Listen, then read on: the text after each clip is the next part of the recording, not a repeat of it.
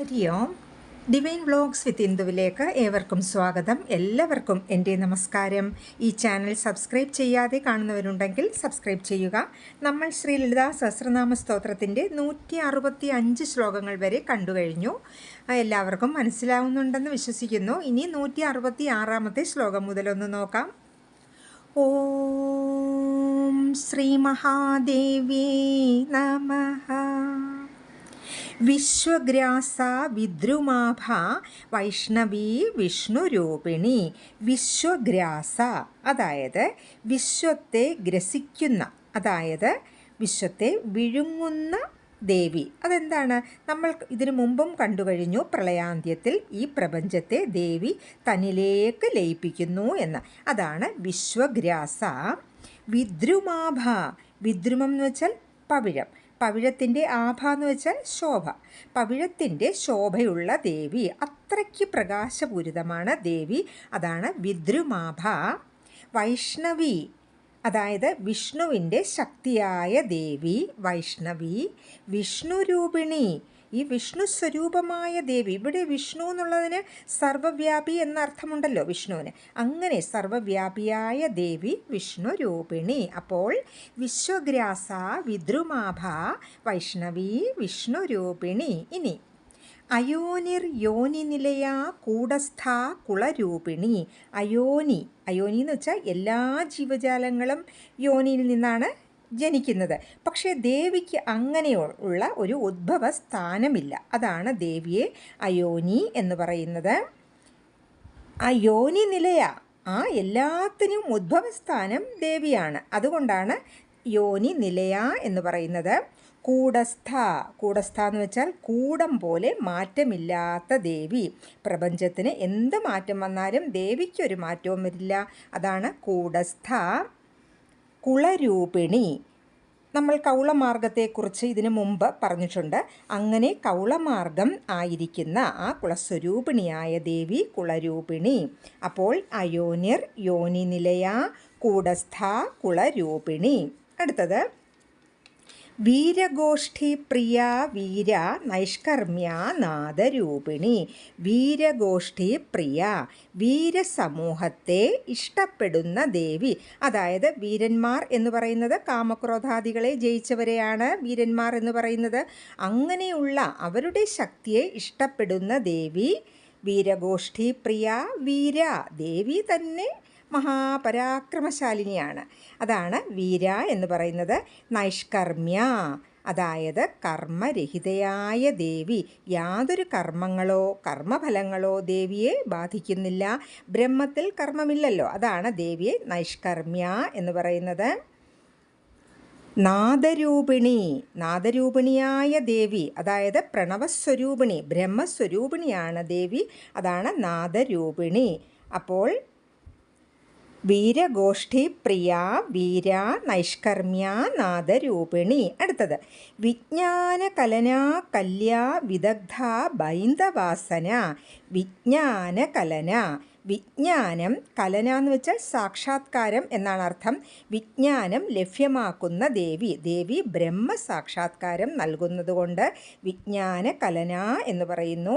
കല്യ, കല്യ എന്ന് വെച്ചാൽ സൃഷ്ടിക്ക് കെൽപ്പുള്ളവൾ, കർമ്മകുശലത എന്നും അർത്ഥമുണ്ട്. അതാണ് കല്യ. വിദഗ്ധ, അതിനിപുണയായ ദേവി. ഏതിലും വൈദഗ്ധ്യമുള്ളവളാണ് ദേവി. അതാണ് ദേവിയെ വിദഗ്ധ എന്ന് പറയുന്നത്. സൃഷ്ടിസ്ഥിതി സംഹാരങ്ങളിൽ ചാതുര്യമുള്ളവളാണ് ദേവി. അതുകൊണ്ട് ദേവിയെ വിദഗ്ധ എന്ന് പറയുന്നു.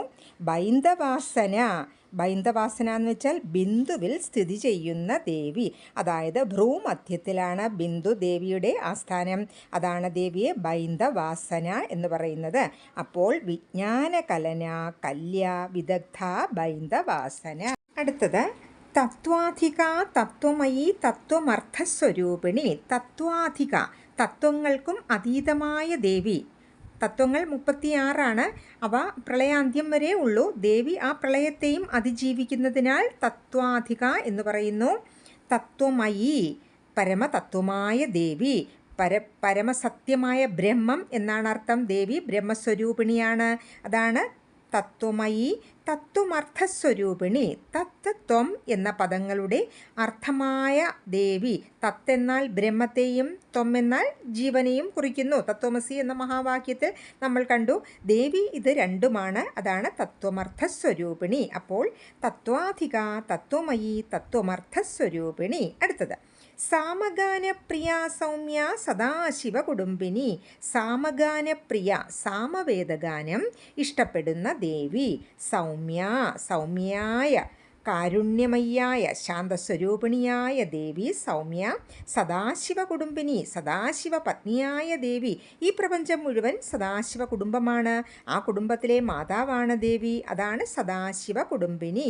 സാമഗാനപ്രിയ സൗമ്യ സദാശിവ കുടുംബിനി. അടുത്തത് സവ്യാപസവ്യമാർഗസ്ഥ സർവാപദ്യുനിവാരിണി. സവ്യാപസവ്യമാർഗസ്ഥ, സവ്യവും അപസവ്യവുമായ മാർഗത്തിൽ സ്ഥിതി ചെയ്യുന്നത്. ഇത് രണ്ട് മാർഗങ്ങളാണ്. ഈ വാമാചാരം ദക്ഷിണാചാരം എന്നൊക്കെയുള്ള രണ്ട് ആരാധനാ രീതികളുണ്ട്. അതിൽ ആ മാർഗങ്ങളിൽ സ്ഥിതി ചെയ്യുന്ന ദേവി അതാണ് സവ്യാപസവ്യ മാർഗസ്ഥ സർവാപദ്നിവാരിണി. സർവ ആപത്ത്, എല്ലാ ആപത്തുക്കളെയും നിവാരണം ചെയ്യുന്നവൾ, എല്ലാ ആപത്തുക്കളെയും അകറ്റുന്നവൾ എന്നർത്ഥം. അതാണ് സർവാപദ്നിവാരിണി. അപ്പോൾ സവ്യാപസവ്യ മാർഗസ്ഥ സർവാപദ്നിവാരിണി. അടുത്തത് സ്വസ്ഥ സ്വഭാവമധുര ധീര ധീരസമർച്ചിത. സ്വസ്ഥ, സ്വ ആത്മാവിൽ തന്നെ സ്ഥിതി ചെയ്യുന്ന ദേവി. അതുകൊണ്ട് ദേവിക്ക് അശാന്തിയെ ബാധിക്കുന്നില്ല. ബ്രഹ്മം എന്ന് വെച്ചാൽ സ്വമഹിമയിൽ തന്നെയാണല്ലോ സ്ഥിതി ചെയ്യുന്നത്. അതാണ് ദേവിയെ സ്വസ്ഥ എന്ന് പറയുന്നത്. സ്വഭാവമധുര, മധുരമായ സ്വഭാവമുള്ള ദേവി. ദേവിയുടെ പ്രകൃതം തന്നെ മധുരമാണ്. അതാണ് സ്വഭാവമധുര. ധീര, ധീ എന്ന് വെച്ചാൽ ബുദ്ധി, തീക്ഷ്ണമായ ബുദ്ധി ഉള്ളവളാണ് ദേവി. പിന്നെ ജ്ഞാനശക്തിയാർന്നവൾ എന്നും അർത്ഥമുണ്ട്. അതാണ് ധീര. ധീരസമർച്ചിത, ധീരന്മാരാൽ ജ്ഞാനികളാൽ ആരാധിക്കപ്പെടുന്ന ദേവി. അപ്പോൾ സ്വസ്ഥ, സ്വഭാവമധുര, ധീര, ധീരസമർച്ചിത. അടുത്തത് ചൈതന്യാർഘ്യ സമാരാധ്യ ചൈതന്യ കുസുമപ്രിയ. ചൈതന്യാർഘ്യ സമാരാധ്യ, ചൈതന്യമാകുന്ന അർഘ്യത്താൽ ആരാധിക്കപ്പെടേണ്ട ദേവി. അതായത് ആത്മാവിനെ ചൈതന്യമായി ശുദ്ധബോധമായി കണ്ട് ധ്യാനിച്ചുറപ്പിക്കുകയാണ് ഏറ്റവും നല്ല ആരാധന. പൂജയിൽ ഉപയോഗിക്കുന്ന ജലം തുടങ്ങിയവയാണ് അർഘ്യം എന്ന് പറയുന്നത്. ഈ ചൈതന്യത്തെ അർഘ്യമാക്കി ദേവിക്ക് സമർപ്പിക്കണം. ഇതൊരു മാനസ പൂജയാണ്. അതാണ് ചൈതന്യാർഘ്യ സമാരാധ്യ ചൈതന്യ കുസുമപ്രിയ. ഈ ചൈതന്യ പുഷ്പം ഇഷ്ടപ്പെടുന്ന ദേവി, മാനസപൂജയെ തന്നെ ഇഷ്ടപ്പെടുന്ന ദേവി. പിന്നെ ചൈതന്യ കുസുമം എന്ന് പറയുന്നത് 8 പുഷ്പങ്ങളെയാണ്. മാനസപുഷ്പങ്ങൾ തന്നെയാണ്. എന്തൊക്കെയാണ്? അഹിംസ, ദമം, ദയ, കാരുണ്യം, ജ്ഞാനം, തപസ്, സത്യം, സമാധി എന്നീ 8 പുഷ്പങ്ങളെ ചൈതന്യ കുസുമം എന്ന് പറയുന്നു. അങ്ങനെയും പറയാറുണ്ട്. അപ്പോൾ ചൈതന്യ പുഷ്പം ഇഷ്ടപ്പെടുന്ന ദേവി ചൈതന്യാർഘ്യ സമാരാധ്യ ചൈതന്യ കുസുമപ്രിയ. അടുത്തത് സദോദിത സദാതുഷ്ട തരുണാദിത്യ പാടല. സദോദിത, സദാ ഉദിത എന്ന് വെച്ചാൽ പ്രകാശിച്ചു കൊണ്ടിരിക്കുന്ന, എപ്പോഴും പ്രകാശിച്ചു കൊണ്ടിരിക്കുന്ന ദേവി. സജ്ജന ഹൃദയങ്ങളിൽ ദേവി സദാ പ്രകാശിച്ചു കൊണ്ടിരിക്കുന്നു. അതാണ് സദോദിത. സദാ തുഷ്ട, എപ്പോഴും സന്തുഷ്ടയായവൾ, പ്രസന്നയായിരിക്കുന്നവൾ. അതാണ് സദാ തുഷ്ട. തരുണാദിത്യ പാടല, തരുണ ആദിത്യ, അതായത് ഉദയസൂര്യനെ പോലെ പാടലവർണ്ണമുള്ള, ഇളം ചുവപ്പ് നിറമുള്ള ദേവി. അതാണ് തരുണാദിത്യ പാടല. അപ്പോൾ സദോദിത, സദാതുഷ്ട, തരുണാദിത്യ പാടല. ബാക്കി നമുക്ക് അടുത്ത വീഡിയോയിൽ അപ്ലോഡ് ചെയ്യാം. എല്ലാവർക്കും എൻ്റെ നമസ്കാരം. ഹരിയോം.